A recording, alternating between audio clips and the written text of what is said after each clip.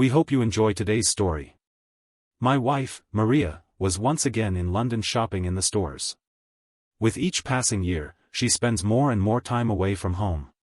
We are no longer together as a couple, but I am reluctant to divorce her, and she has no desire to file for one. Over the past 5 years, my software development company has flourished. I initially struggled to maintain stability, but then hardware technologies caught up with my software W package, and things began to align. 3 major companies expressed interest, and I was just waiting for the value of the asset in question had reached a significant sum, amounting to upwards of 10 million, the majority of which was in the form of inventory. Maria was employed at a law firm in Reading at the time, where her salary provided a considerable degree of financial stability. Her working day was lengthy, and she frequently had to work late into the night.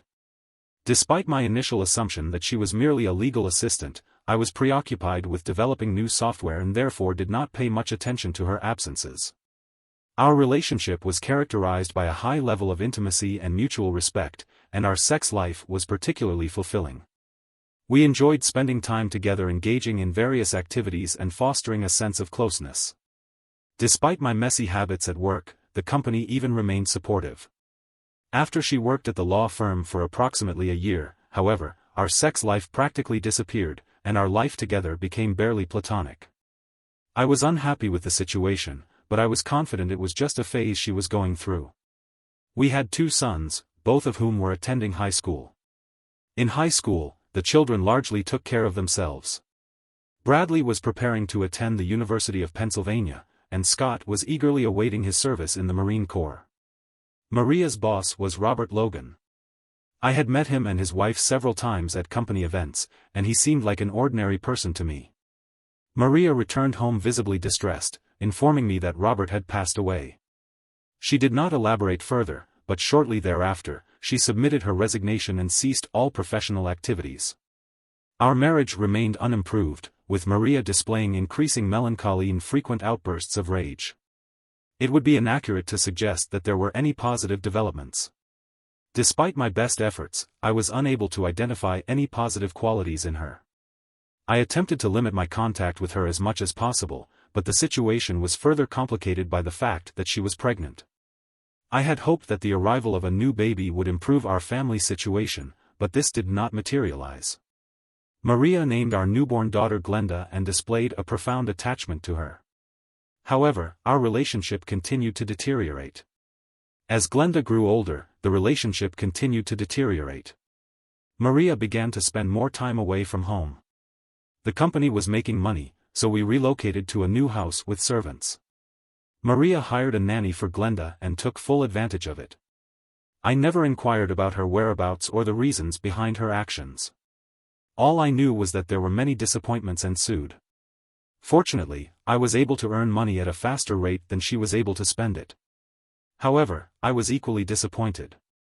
I attempted to initiate a dialogue with her to ascertain the cause of the rift between us, but she was uncooperative. The introduction of separate bedrooms did not facilitate a resolution. I was unaware of the nature of my misstep, and thus unable to rectify the situation. Ultimately, I reached a point of resignation. The divorce cost me millions of dollars, a sum that could have funded the establishment of a new company. I was displeased with myself for allowing the situation to deteriorate to such an extent. Despite having retained a team of lawyers, I had not identified a viable solution.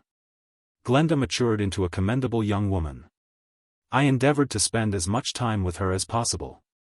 Maria she maintained a certain distance from us, but due to her frequent absences, Glenda and I developed a close friendship without her knowledge. It was a secret between us, and Glenda seemed to enjoy it. Now that she was in the 3rd grade and doing well, I attended parent-teacher meetings and conferences. Maria was usually occupied with other pressing matters. Bradley and Scott were left to their own devices and were thriving. My marriage was unsuccessful, but my children compensated for it. Then, one day, fortune smiled upon me. Janet Logan was seated in my office, awaiting my arrival. I was taken aback, as I had assumed she was incarcerated for murdering her husband. She had lost a considerable amount of weight and her hair, which was previously shoulder length, now formed a smooth cascade of reddish-brown, somewhat dark strands. She wore minimal makeup and her skin appeared to have a delicate smoothness, though it was not particularly soft. Her eyebrows were natural and perfectly complemented her face. She exuded a combination of toughness and femininity. "Janet, you look good. I must say, I am surprised." "Thank you. Grayson, I wasn't sure you'd remember me. It's been 8 years, and I was convinced no one would remember me. Would you like some coffee, black, perhaps?" "Janet, I'm in a very awkward position here. I'm aware of your given the circumstances, I am reluctant to engage in any discourse that might evoke distress. If I utter or undertake any action that could be perceived as inappropriate, I request that you promptly rectify the situation. I have spent the past 8 years incarcerated. Grayson, I am relatively composed regarding this matter. Do not concern yourself with my emotional state. On a different note, how is Mrs. Stevens faring? This is not the topic I intend to. I must acknowledge that things could have been better. I am sorry for this, but this is the reason I have come to you. I need to talk to you about Maria. I am not vindictive, but I feel that there are some things that need resolution." I placed a cup of coffee in front of her, but sat down at the table next to mine, not behind. If I were to engage in a dialogue with her, would want to ensure her comfort and facilitate an environment conducive to such a conversation. To this end, I pressed the intercom button and instructed my secretary to refrain from interruption. "Grayson, have you been following the process at all?" Maria did mention what happened, but I was not particularly interested in pursuing the matter further, as I was otherwise occupied. Given the circumstances surrounding business endeavors, Maria was not inclined to engage in lengthy discourse. It is plausible that she was grappling with the emotional impact of his demise. It is evident that you are not fully apprised of the intricacies of this situation. Much of this information may prove to be disconcerting for you. You have expressed a desire to avoid causing me distress. I, too, am reluctant to cause you discomfort. However, I am determined to provide you with a comprehensive account. If the subject matter proves too distressing, I will gladly cease the discussion. Perhaps we should consider switching to a more palatable beverage than coffee. On the occasion of my shooting Robert, he was intending to leave me and pursue a relationship with Marcy. Robert remained at home for a sufficient period to facilitate my divorce papers were presented to me by my wife, who was waiting in the vehicle. She and Robert were planning to visit me after they concluded their meeting with me. I had been aware of their extramarital relationship for some time and had documentation and photographic evidence. The fact that Robert requested a divorce did not concern me, as I was contemplating a similar action. Janet, at that time, I was living in my own world. In some sense, I believe that my inadequate performance as a husband contributed to your family difficulties. However, that was not the sole reason. Robert desired a family, but we were unable to conceive children. He frequently expressed his frustration. He proceeded to enumerate my shortcomings as a wife and attributed blame to me for a multitude of issues. Upon presenting me with divorce papers, he informed me that Marcy was pregnant with his child and that she would be the one to provide him with the family he had always dreamed of. I turned away and began to leave, but he persisted in hurling insults and epithets at me. Despite the use of derogatory names, he did not cease his verbal abuse. Instead, he continued to insult me and question my worth as a person. His relentless tormenting eventually led me to snap and take drastic action. I went to the buffet drawer and retrieved a firearm. The precise circumstances surrounding the shooting are unclear. Glenda, my daughter, is not Robert's biological child. However, it seems that Marcy views her as such. Could you please clarify this discrepancy? I have conducted multiple tests on Robert's sperm, and the results consistently indicated that he was not the father. Sterile. I never informed him of this information. Additionally, Glenda is the name of Robert's mother. It is presumed that this was the name they agreed upon when Marcy discovered she was pregnant. Marcy selected this name, yet I was unaware of its origin. I believe you are correct in your assumption that she believes Glenda is Robert's child. This knowledge provides insight into the situation. Would you like some more coffee? No, thank you. However, I must discuss something else. Are you certain you have the time to do so? I assure you, there is no need to worry about anything. That is the most beneficial aspect of being in a position of authority. When I was incarcerated, all of the belongings in the house were placed in storage. Robert's briefcase was among them. I was going in examining the documents from the previous week. I discovered the original divorce papers that Marcy was supposed to provide to me on the day of Robert's shooting. The papers were duly signed, dated, and notarized. Given that Robert and Marcy were employed at a law firm, the terms of the divorce were meticulously delineated. I am uncertain as to the current status of this divorce. I am unaware of the specifics of the legalities. However, paragraph 7 of the document in question appears to grant me full custody of the children. This may be a cause for concern, as it is likely to be perceived as a breach of trust by the other party. Nevertheless, if I can secure custody of the youngest child, it may be possible to reach an agreement with the mother. I will, of course, ensure that my legal counsel is aware of this development. The matter is concluded. The document is now in your possession. It holds no value to me, but I wish you well. Here are a few more items that might be of interest to you, though I cannot say with certainty that they will be. Janet handed me 2 envelopes made of heavy paper. The photos taken by my detective are in the small envelope. They are quite explicit, but I do not require them. They may, however, prove useful to you. The larger envelope contains the results of the investigation conducted by my private detective, along with other pertinent documents. You are welcome to review them and determine which are most relevant to you. I must profess a certain reluctance to examine them myself, but I will forward them to the attorney along with the. We both sat and looked at the papers for a few moments. She was a very impressive woman, and I was glad she came to see me. I will now take my leave and allow you to resume your work. Thank you for agreeing to meet with me. I feel better when I have completed this task. Incidentally, do you happen to have any vacancies for ex-convicts? Seymour Schlamp, my personal and preferred legal counsel, was gratified by the discovery of the 8-year-old divorce documents, which had no expiration date. He was visibly enthusiastic, akin to a child in a candy store, eager to commence work. Marcy's request was not for interest but rather for concrete figures. She sought to recover $14,000. The sum of $8,000 was withdrawn from current and savings accounts 8 years ago, which constituted approximately half of the total amount. Today, the balance is negligible. The remaining demands were analogous. However, there was one notable exception, the request for a 1995 Volvo station wagon, which the client had at the time. I sold the vehicle approximately 5 years ago. Janet Lowlawn commenced employment in the software testing department of the company.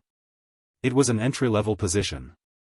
The position was a relatively straightforward one, yet I sensed that she would be at ease in it. Furthermore, it allowed me the chance to see her on a regular basis. I found Janet agreeable and was eager to become better acquainted with her. Glenda and I had chosen to keep our DNA tests a secret from Marcy. It would take a few weeks to obtain the results, but Seymour needed time to ensure that there were no the divorce documents contained loopholes that I was able to exploit. With the assistance of friends, I was able to locate the Volvo in State College. I negotiated with a fraternity member who was willing to sell it for twice the original purchase price.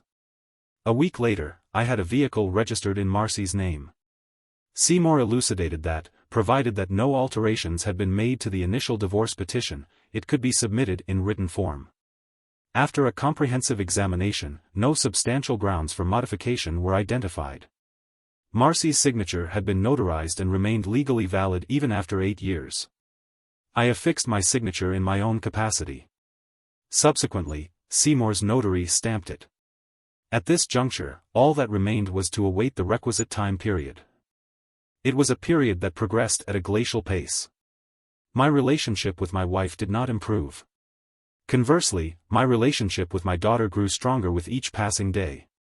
My relationship with Janet Logan also grew stronger with each passing day. Approximately 1 month later, I persuaded Janet to have lunch with me during non-working hours. During working hours, the interaction was agreeable and non-committal.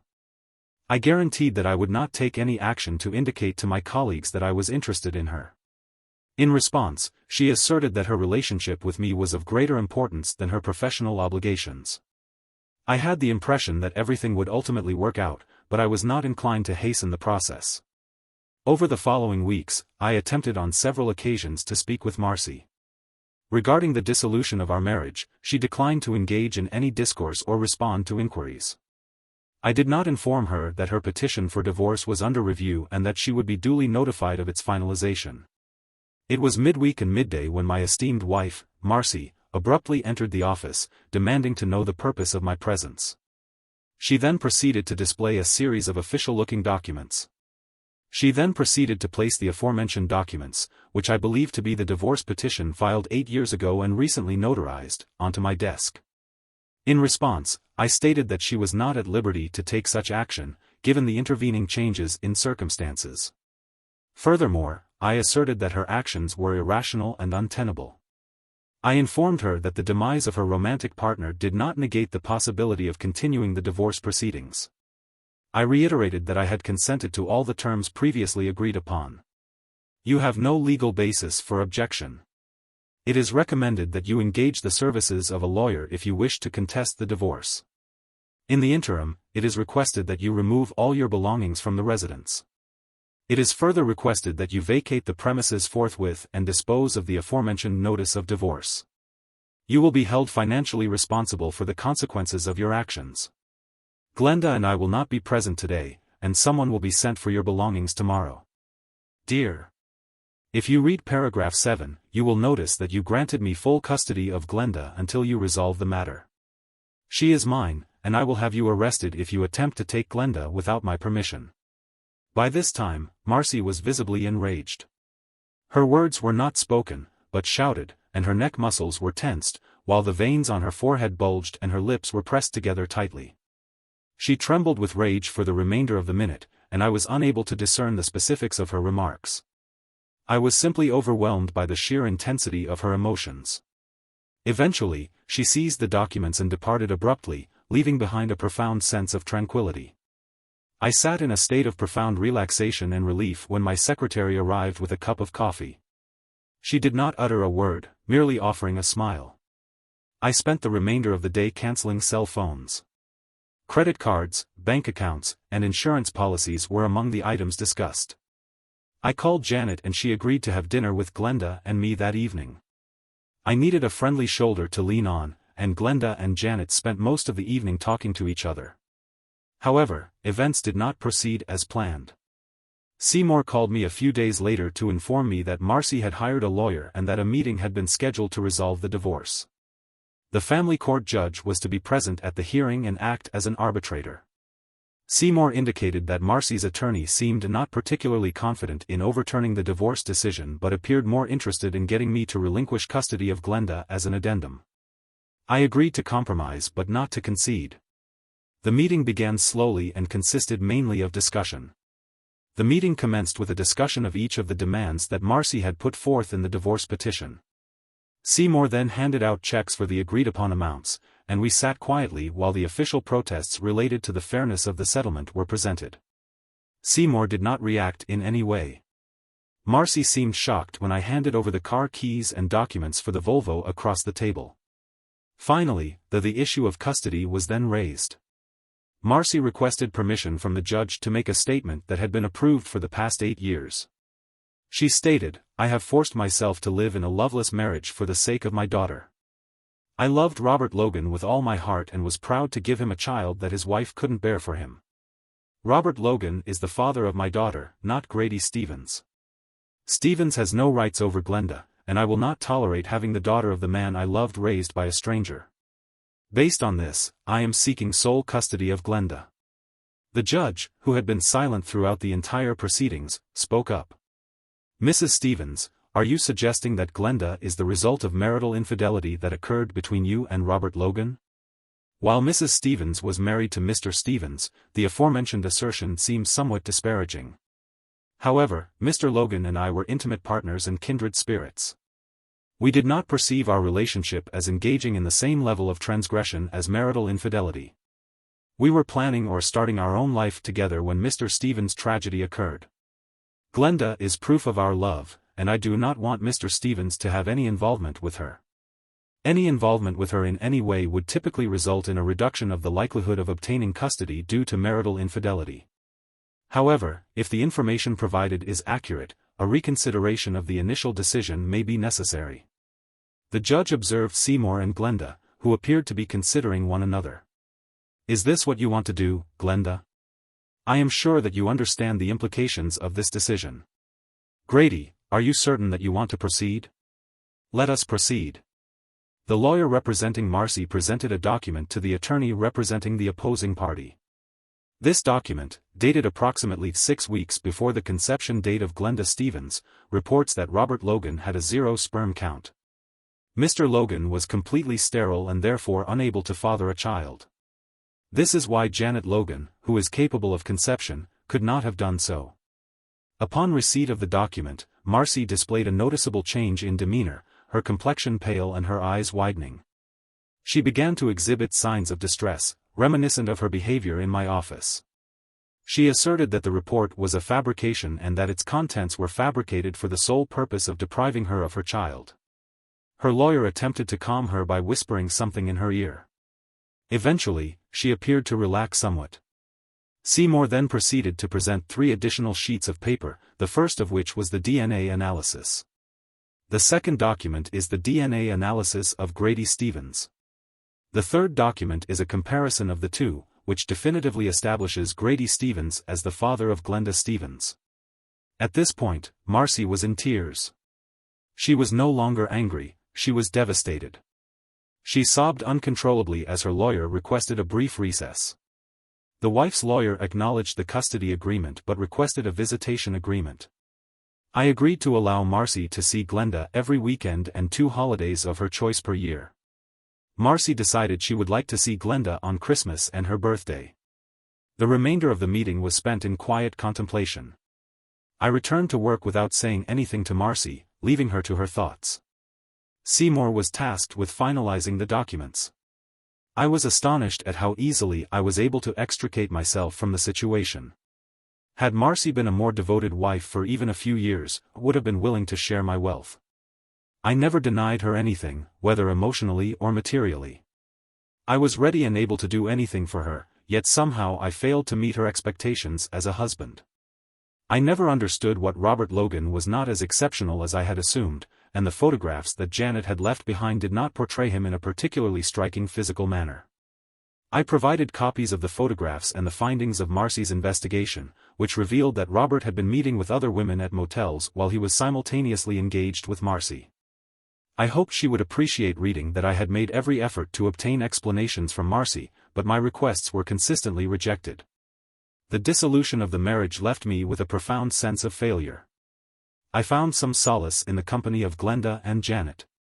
Marcy subsequently took up residence with Robert's mother. Glenda indicated that they had become friends over the past few years. Unfortunately, this did not lead to a positive outcome for Marcy, who was forced to support herself financially. My wife did not hasten the sale of the jewelry and designer clothes she had accumulated at my expense. It took her some time to recognize that her lover's mother was engaging in similar behavior. 6 months later, Marcy relocated and took up residence with her sister in Norristown. Initially, Marcy would take Glenda every weekend. Then, she began contacting Glenda via telephone. She provided a series of justifications for her inability to attend, citing a range of reasons. The frequency of these communications increased, and the explanations became increasingly implausible. Ultimately, she ceased to participate altogether. Glenda did not object when her mother cancelled their scheduled meetings, as Janet and I attempted to provide her with alternative forms of attention. We spent more time together and began to form a familial bond. Janet relocated to our residence, and we formalized our union just before Christmas.